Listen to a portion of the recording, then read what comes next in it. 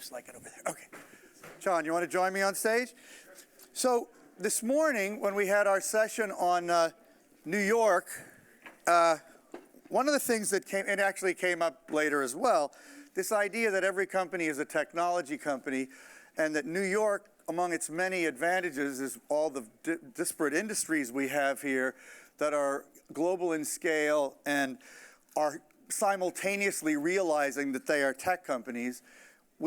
I mentioned in that session that we had a really great example of that coming on stage later this afternoon. And here we have John Martin, CEO of Turner, which, as you'll hear, is really taking some radically new ways of thinking about what a cable network is. And probably it's not the right term anymore. But so what do you call your company? Maybe that's the way to start it in this environment. What should we think? For those, by the way, thank you for having me here, and good afternoon, everybody. Thanks so much. For anyone who's not familiar with our company, our company was founded by Ted Turner. It's historically been an advertising-supported television network company. I'm responsible for networks such as CNN, Headline News, TNT, TBS, Cartoon Network, Adult Swim, True TV, Turner Classic Movies, and a few others. And what I think I was trying to make the point is, and I became the chairman and CEO of Turner in the beginning of 2014, and given the trends that are happening in the traditional ad-supported television business, which is being influenced by new entrants that are such as a Netflix or a Hulu or an Amazon that are investing in original content, we can't survive successfully if we merely keep doing the same thing that made the company successful over the last 10 years. And we are a successful company. We have the #1 network in TBS, #4 network in TNT, the #1 network with millennials. We reach 80% of all adult millennials in the United States every month. CNN is the fastest growing news network in the United States. I mean, so there's a lot to crow about. Sure. Having said that, there's been a dramatic decline in barriers to entry in the television business. There's been an explosion of more highly produced and quality programming than ever before. And as a result of that, we're in an arms race and a war to fight for what is arguably the scarcest resource that human beings have, which is their time. We need fans. So we're literally in the midst of innovating and transforming the company from the inside out. And so historically in the TV business, you would look at overnight ratings that Nielsen would supply you, which gave you viewers of adults 18 to 34 or adults 18 to 49 and how many people watched your channel. And that's how that became the currency of the business to sell in advertising. What I've been saying to our employees now is, okay, viewers are great. And TV is a great reach vehicle because we aggregate lots of viewers.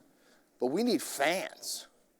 We need people that love our brands, that love our shows, that love our franchises, that love our branded environments, and who would be willing to come back to us over and over and over and over again. And the one personal example that I always typically use is, I don't know, does anybody like Game of Thrones?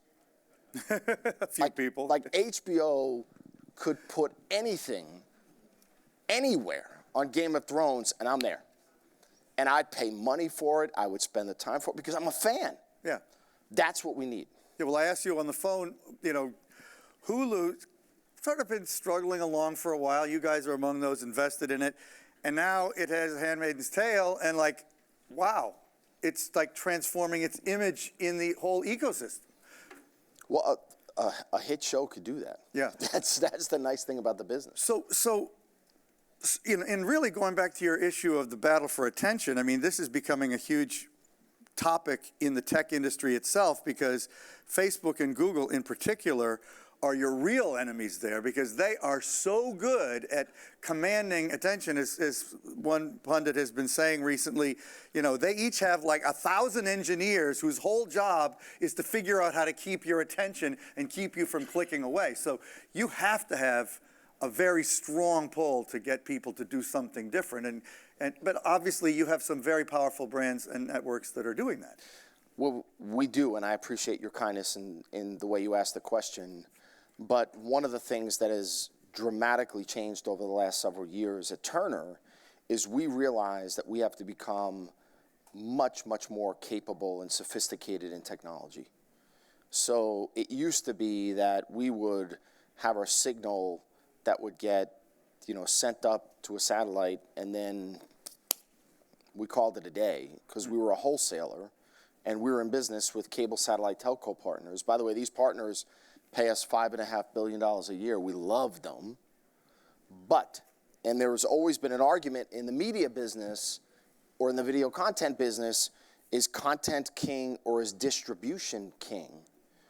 And now I would submit that neither one of them independently are king, because the third leg of the stool, which has become incredibly clear, is the consumer experience is just as important, if not more important, sometimes than the quality of the premium content itself. It's intertwined with both aspects of that equation. Yeah. Correct. Yeah. So as a wholesaler, historically, we've been very limited in terms of how we've been able to influence the consumer experience, because we've been dependent on cable, satellite, and telcos to innovate. And so, you know, I don't know how many people here. I could take a shot at one of the cable companies, can I? Yeah, we gotta have a little bit of fun. We here. love that. The more, the better. Yeah, I mean, look, I mean, so I'm a Time Warner Cable customer, which now got bought by Charter. By the way, the service hasn't gotten any better. Like, the experience sucks. And We all love our cable networks, don't we? Don't we love our cable networks so much? No, the experience sucks. They're not innovating. They're not focused on what the consumers want and what matters. So I wanted to watch HBO Go 2 weeks ago, which is advertised to me as a free service by virtue of being a Time Warner Cable customer, which now is owned by Charter. And it took me 45 minutes. I couldn't figure out how to get HBO Go to work.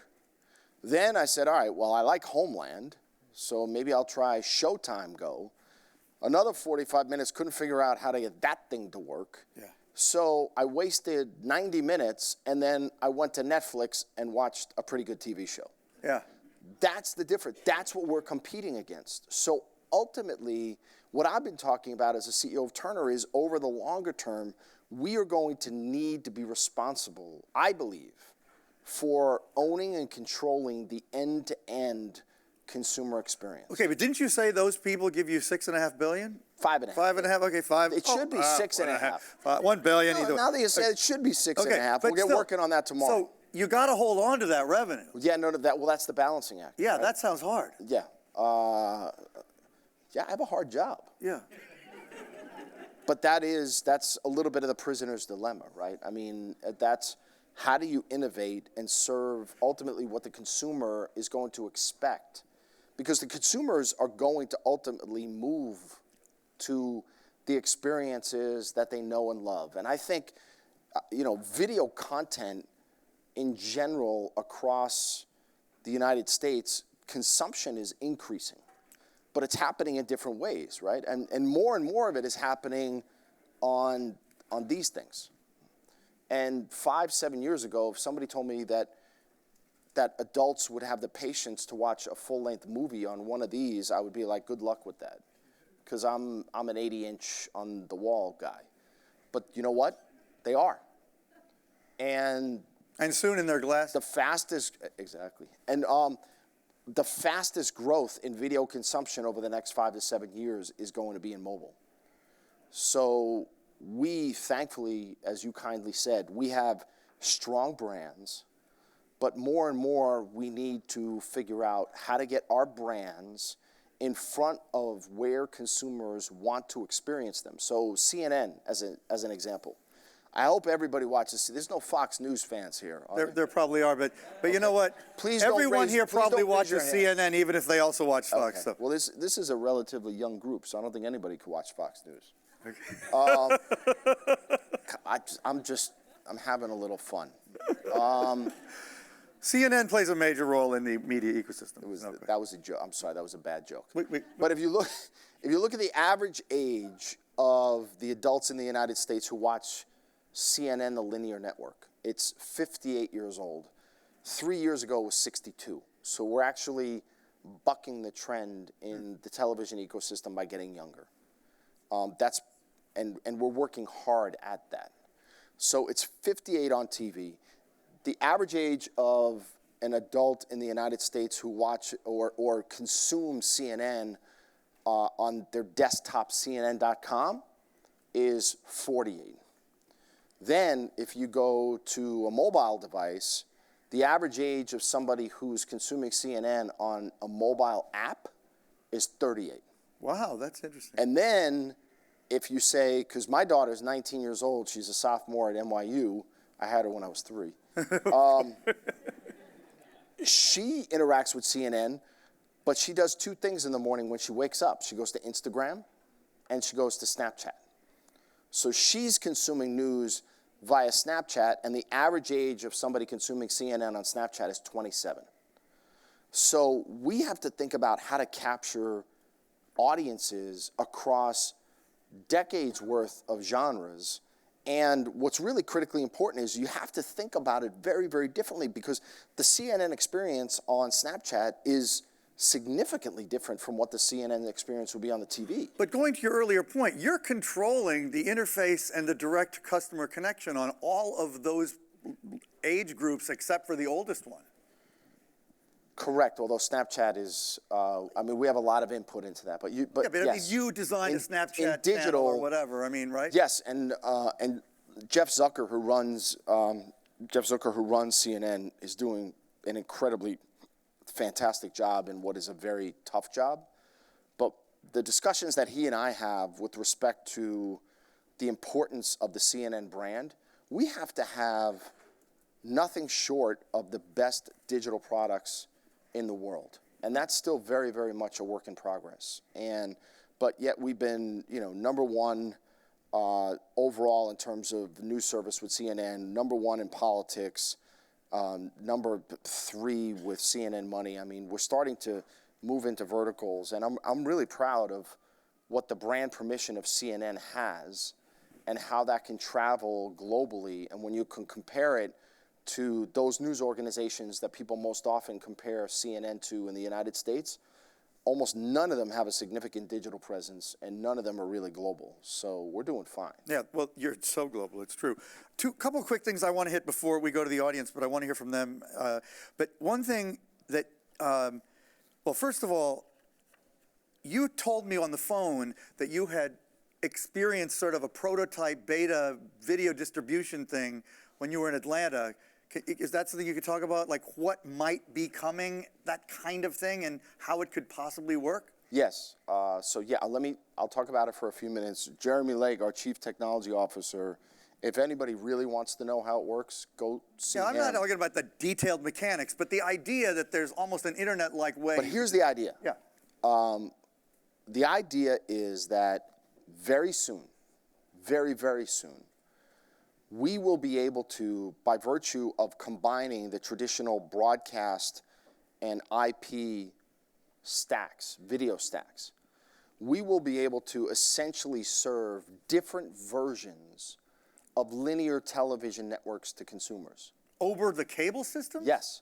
So if let's say I've got 2 kids who are Cartoon Network viewers.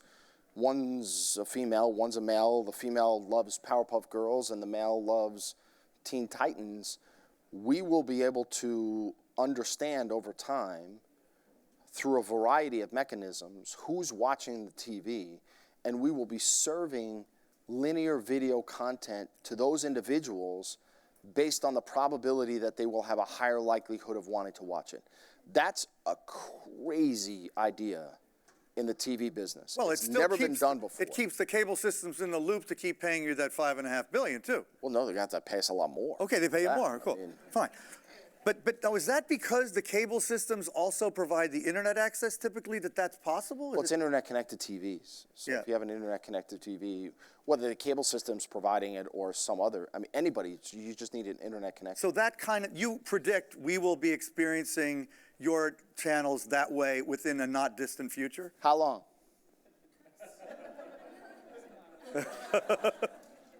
One year? Some of it you can do now, running it through cable boxes, you're probably looking at about a year.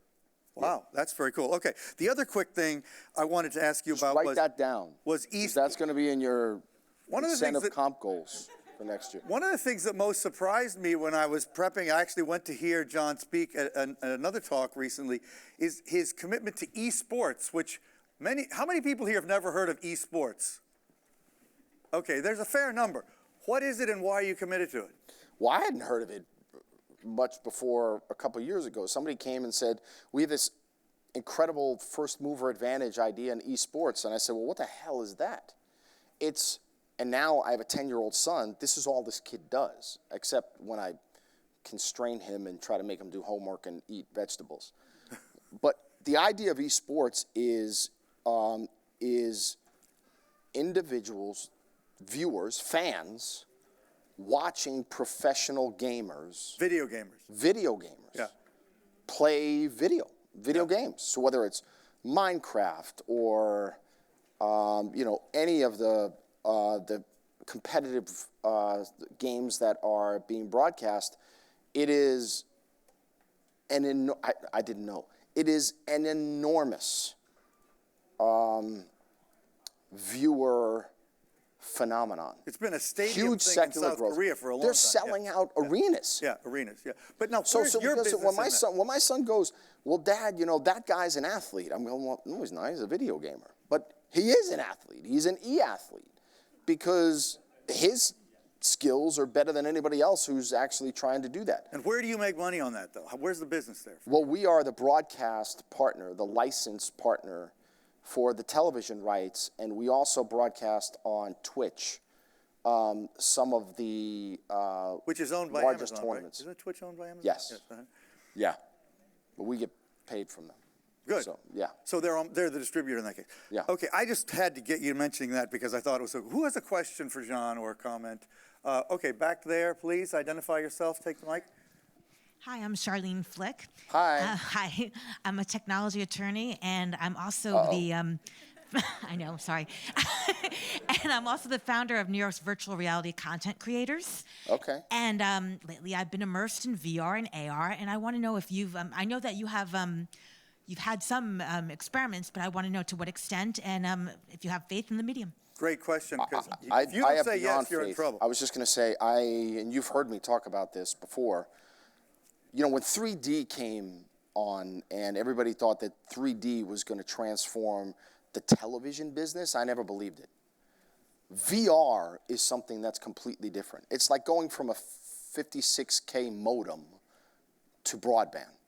Now, it's not going to be applicable for every single video content experience, but when you're in a virtual reality or an augmented reality or type of environment, it is a game changer in terms of what the experience is and the applications that we might be able to run through that. So we are trying to move at Turner quickly to try to figure out, but a lot of it admittedly is experimentation. What video lends itself to appropriate VR experiences? How do we make money on it? Who do we work with in terms of a hardware solution? And but I think it's going to be enormously huge. And so I mean, yes, I've seen Cartoon Network VR stuff. I've seen gaming VR stuff. But one of the most incredible VR experiences I saw was a CNN one, where I was essentially dropped off on a street in Afghanistan, and I was standing next to an international correspondent, and I mean, it really sort of messes with your brain a little bit, but it was unbelievable. It was really unbelievable. So I think we are in the very, very, very early stages of understanding the power and the impact that this technology can have on our business. But I believe, because again, I believe in the consumer experience, and if consumers are fans and they get great experiences, then they're going to spend time and they're willing to spend money. And I think VR is going to be, and AR are going to be hugely impactful. And I'm in love with my Alexa too. Oh, so you're going to have CNN content on there? Is it on there already? We already do, yeah. You say what? Do you have to invoke the skill first, and then you Well, what's the skill? Alexa, play CNN. just say it? Okay. Yeah. What's You can do that. What's the latest? Alexa, give me a hug. She goes, sadly, I have no arms. Well, what do you That's think? like Okay, wait. disappointing. Hey, okay. That's the most disappointing. I got a cutting edge question for you. Since Amazon just last week announced that Alexa is going to have a screen, I already ordered 2 of them the day they announced it because I thought that was so cool. Is that a place where CNN content might flow? Possibly. I'm not I mean, I think familiar enough probably to know nobody exactly. knows. I'm sure they haven't licensed that opportunity to you not yet, yet. but you would be interested, I would assume. Yeah, it was another opportunity to deliver video over IP. Okay. Sure. Who'd had their hands? Okay, please. Yeah, you asked a good question before, so ask a good one now. Does that mean if it's a bad question, I don't have to answer it? Probably. Yeah. Okay, good. So I'm really interested in esports and AR and VR, but the question that just popped into my mind is I think a few weeks back, Hearst announced that 25% of their profit came from business services and like floor wax and stuff. Are there aspects? Floor wax? Are there aspects of your business that aren't necessarily focused on leading edge technology development where maybe to everyone's surprise, quite a bit of your profitability comes from? Maybe like old world stuff or things that aren't. Well, I appreciate the question. It is a good question.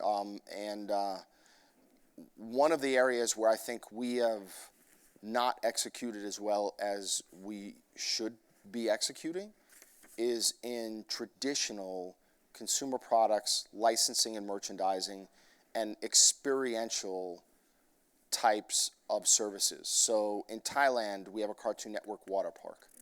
In Abu Dhabi, we have a Cartoon Network water park. We ought to be So there you go. immersing consumers. Again, this is about fans.